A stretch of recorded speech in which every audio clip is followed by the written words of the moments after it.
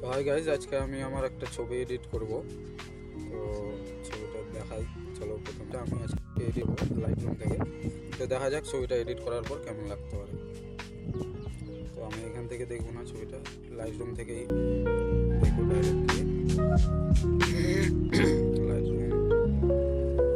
রুমে ট্যাপ করার পর ওপেন হয়ে যাবে।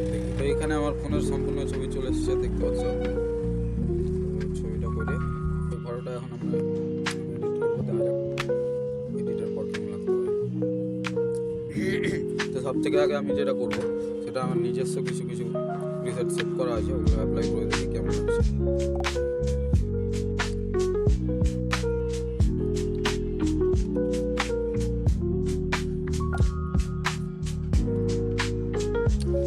এই প্রিসেটটা ভালো লাগছে না, কিন্তু তাও এটার মধ্যে কিছু মেকআপ করে দেওয়া হবে। আসার পর এডিটে আসার পর কালারে আসার পর নেক্সট ইয়েলোতে যাবো।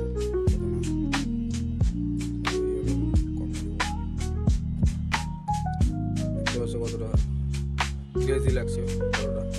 এখানে আসবো, ব্লুতে এসে ব্লু কমিয়ে দেবো, আলাদা কালারটাতে দরকারই না। এটা করার পর আমি করবো, এখানে আসবো,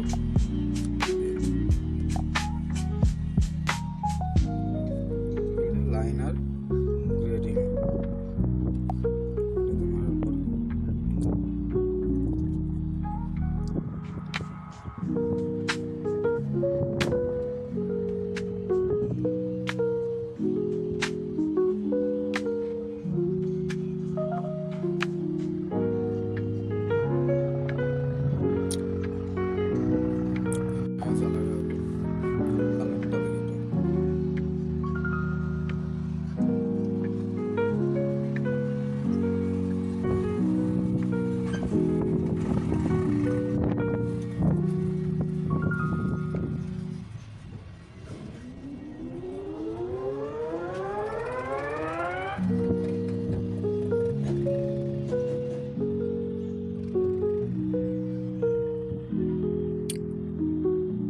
বেশি কালারফুল লাগবে না, ব্যাকগ্রাউন্ডটা কিছু এরকম রাখবো। এইটুকুতে দেখছো কতটা ক্রেজি লাগছে আমার ফটোটা। আমার মনের মতো হয়ে এসছে, আর এখান থেকে বেশি কিছু করার দরকার নাই। এখানে আসবো, ডিটেলস আসবো, তারপর শার্পনেস 62, শার্পনেস 62 রেখে দেবো। এই নয়েজ ক্যান্সেলেশন ওটা এখানে 19 রাখবো। এটাকে মাইনাস করে দিই, -46। এটা রাইট।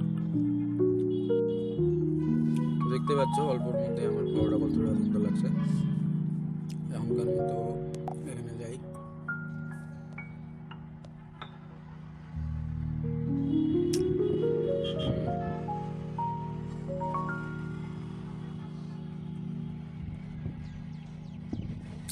বাস ডান।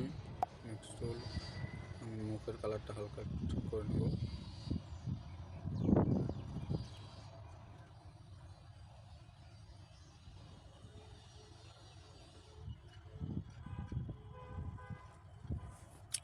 বাস এখানে আমার ফটোটা হেভি লাগছে আমাকে।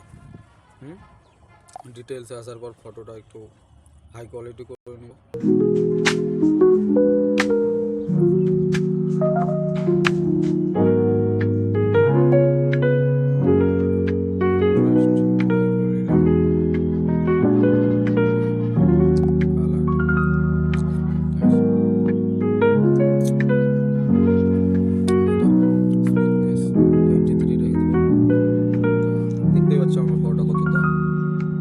দেখতে পাচ্ছ আমার ফটোটা কতটা ক্রেজি টাইপের লাগছে।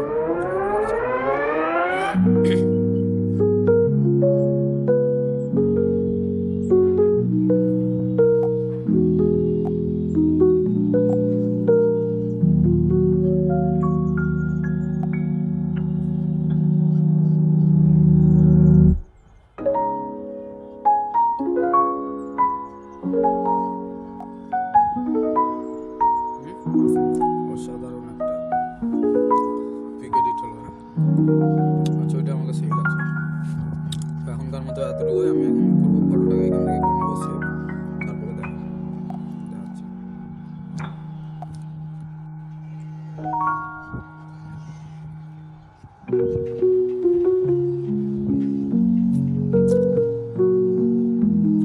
তোমাদের যদি অন্যরকম